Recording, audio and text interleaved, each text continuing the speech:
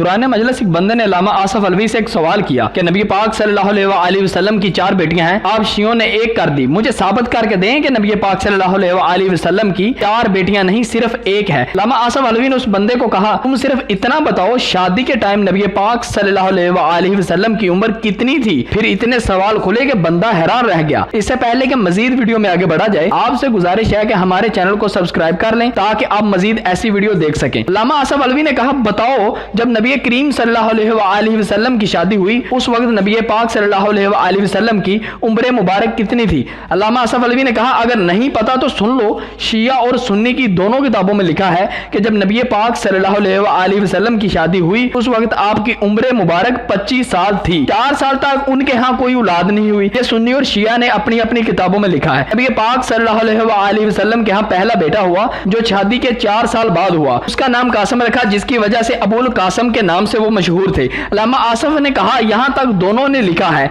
बल्कि ना ऐसा है कि मैंने लिखा है। नबी करीम सल्लल्लाहु अलैहि वसल्लम की 4 बेटियां हैं। अब मुझे बताओ, अल्लामा शिबली नुमानी से लेकर अब तक उलमा ने लिखा है कि नबी पाक सल्लल्लाहु अलैहि वसल्लम ने नबूवत से पहले अपनी 3 बेटियों की शादी कर दी, यानी नबूवत से 5 साल पहले। अब जरा वापस आए उसी बात पर कि 25 साल में शादी हुई, 25 और 40 में 15 साल का फर्क होता है। 4 साल बाद बेटा हुआ, 15 में से 4 निकालने, बाकी 11 बच गए। अब उन्होंने कहा अपनी किताब में कि नबी पाक सल्लल्लाहु अलैहि वसल्लम ने नबूवत से 5 साल पहले अपनी 3 बेटियों की शादी कर दी। अब 11 से 5 निकाल लें, बाकी बच गया 6। मुझे बताओ ये कैसे मुमकिन है कि 3 बेटियां 6 साल के अंदर जवान भी हो गई, उनकी शादी भी कर दी। अल्लामा आसफ अलवी ने कहा, अब बोलो, अब उम्र पूरी करो, कैसे जवान हो गई। नबी पाक सल्लल्लाहु अलैहि वसल्लम की 3 बेटियां, वो भी 6 साल में, और शादी भी कर दी। इस बंदे का इस सवाल से मुंह बंद हुआ तो उसके बड़ों को भी इसका जवाब नहीं था आता, उसके बड़ों को भी इस चीज का इल्म नहीं था। अल्लामा आसफ अली ने कहा, हम मानने के लिए तैयार हैं, बस आप उम्रें पूरी करो।